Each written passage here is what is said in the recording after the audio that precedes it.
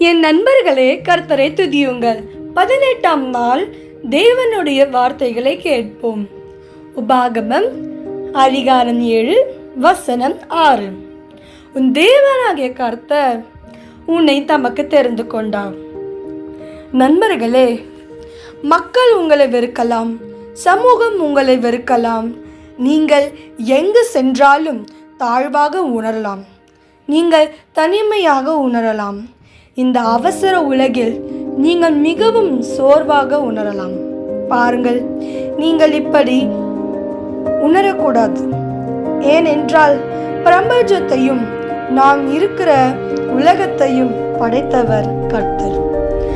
கர்த்தர் நமக்கு ஒரே ஒரு மகனை கொடுத்திருக்கிறார், அவருடைய ஒரே ஒரு குமாரன். நம் பாவங்களிலிருந்து நம்மை காப்பாற்ற நமக்காக அவர் மரித்தார். பரலோகத்தில் அவருடன் தமது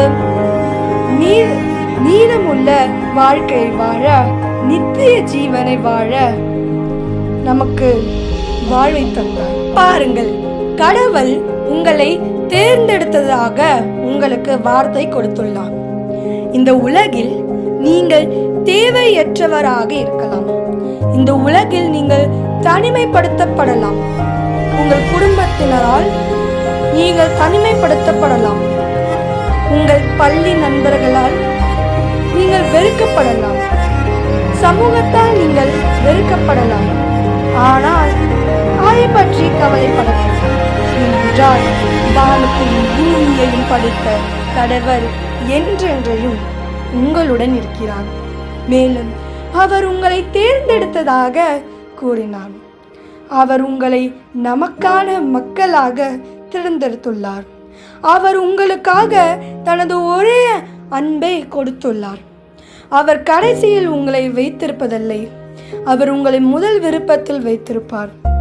மக்கள் உங்களை வெறுக்கலாம், மக்கள் விரும்பவில்லை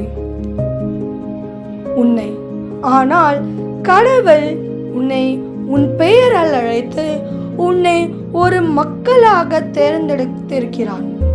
கடவுளுக்காக ஒரு மக்களாக இருப்பது என்பது ஒரு நபராக இருப்பது மட்டுமல்ல, அது வானங்களை படைத்த ஒரு ராஜாவின் மக்களாக இருப்பது.